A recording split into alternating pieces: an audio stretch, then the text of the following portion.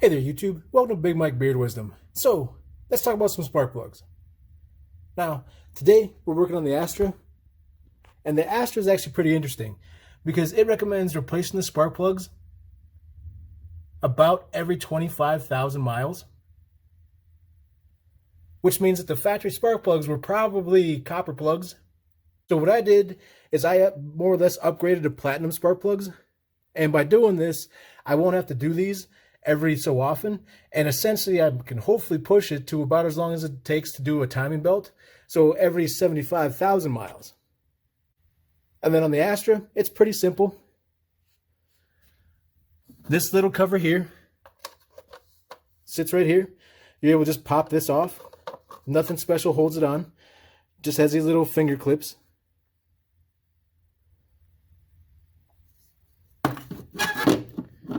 Next, the coil pack, it just sits in there. And then that has 2 bolts in it. Those bolts are T40 Torx bolts. So you can see that's a Torx and then T40. They're fairly long. And those come right out when you take them out. And the issue that I saw right away was that there's a bit of oil down there. So obviously the valve cover gasket was leaking. Now I just got done replacing the valve cover gasket. And I'm going to start tackling these. But as I was looking, especially that one that has a whole lot of oil in it, the boot outside was covered in oil. The inside of this is still pretty much covered in oil. And that's covered in oil. So I'm just going to real quick wipe that all down. But the spark plugs themselves are a 5/8 socket. And then if you have a spark plug socket, it's super handy because they either have a magnet or they have like a piece of rubber that helps hold on to it. But you can see just how much oil's down there from me just dipping this down real quick. Which brings us to the first point of whenever you go to work on an engine that you'd have to do spark plugs on. And that's a lot of times you want to go ahead and hit that with a little bit of air. So the reason why you hit that with a little bit of air is because if you have anything down in there, you want to get it out as opposed to it going into your engine. And it's especially prevalent on vehicles that are driven in like a dusty, dirty area. So you can have all sorts of stuff, little rocks, all sorts of other little pieces down there. It's just cheap insurance to go ahead and kind of blow the hole out a little bit.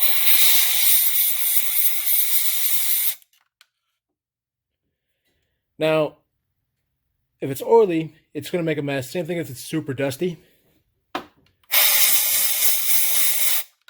If it's pretty clean, it won't make that big of a mess. This one's going to be good.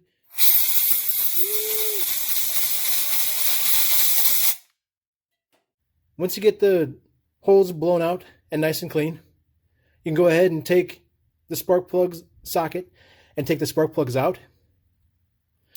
Now normally spark plugs aren't torqued super tight, so they should come out relatively easy.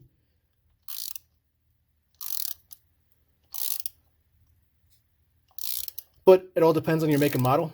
For this being an Astra, it's just an aluminum head, so it should be pretty simple. And nothing weird like some of the Fords, where Fords had a whole bunch of different weird issues. So the V8s for a while were blowing the threads clean out of the heads. So essentially when you went and took the spark plugs out, you tore all the threads out, and the heads had to be like resurfaced and remachined in order to get the threads put back in, or new set of heads had to be put on. Then the 3 valves had weird issues too, where the spark plugs more or less like carbon up on the inside, and you'll break them when you go to take them loose. So once you get it loosened up, this is where having a spark plug socket comes in handy. So it picks it up right out for you. If you don't have it, sometimes you can get it with a piece of hose. So like a piece of like rubber vacuum hose and stuff like that. Otherwise, a needle nose pliers, maybe it'll reach down and grab it. You can definitely see it's got a little bit of wear.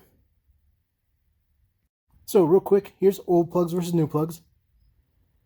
Now you can kind of see how big that gap is, and how the electrode is a little bit rounded compared to the brand new ones, which have like a sharp edge and corner to it.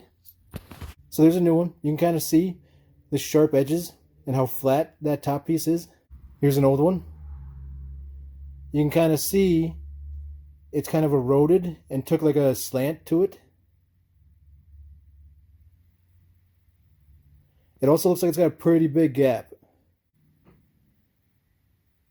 So same thing with that one, just kind of rounded out the top of the electrode. And again, that's more of what it should look like. So I figured I'd check the gap real quick. So on the used ones, they're all almost 60 thousandths, which is pretty big. The spec it's supposed to be at is 35 thousandths. So that's open pretty good. And then the new ones that I ordered, so these platinums aren't exactly the exact same part number that you're supposed to order, but these are pre-gapped at 45 thousandths. So I'm going to have to knock this electrode down a little bit in order to close the gap up to get it down to 35 thousandths. Alright, so I got these all gapped to 35 thousandths now.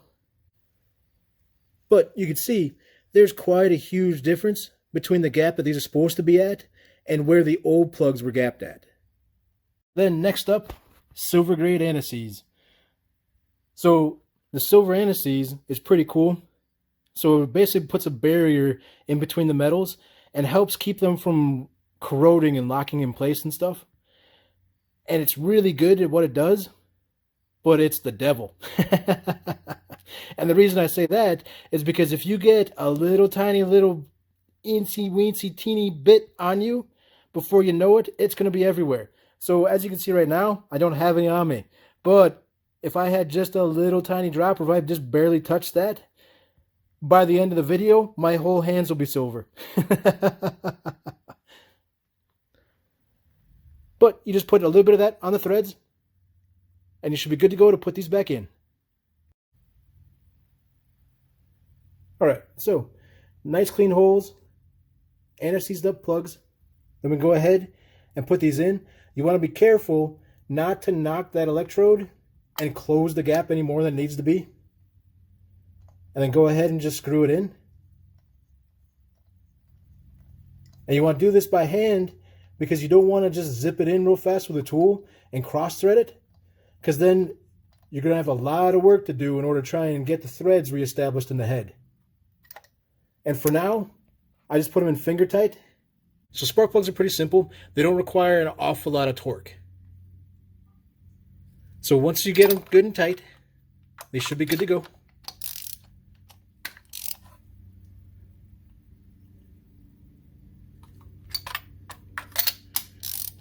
Now a lot of times you can look up a torque spec and torque them to a torque spec,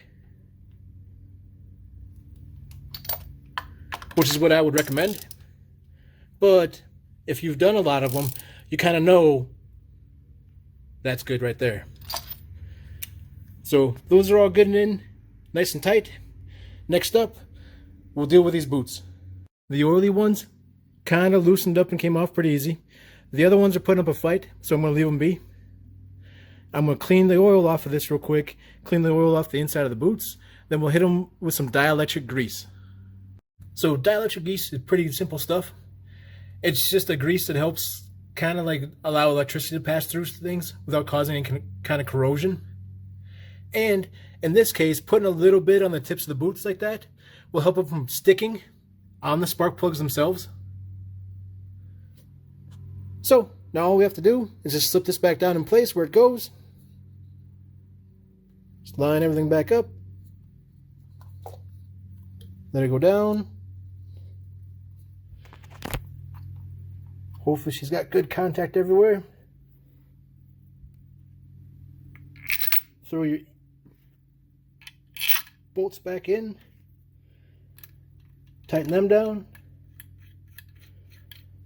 And then all we have to do is plug the connector back in.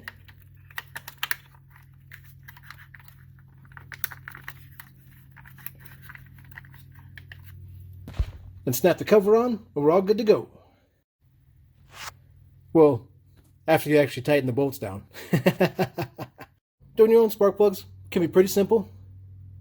Not a whole lot to it, especially on this particular engine, which, even though this is a Saturn Astra, should be the same as like an Opel Astra, and also similar to the 1.8 liter engine in a Cruze or a Sonic.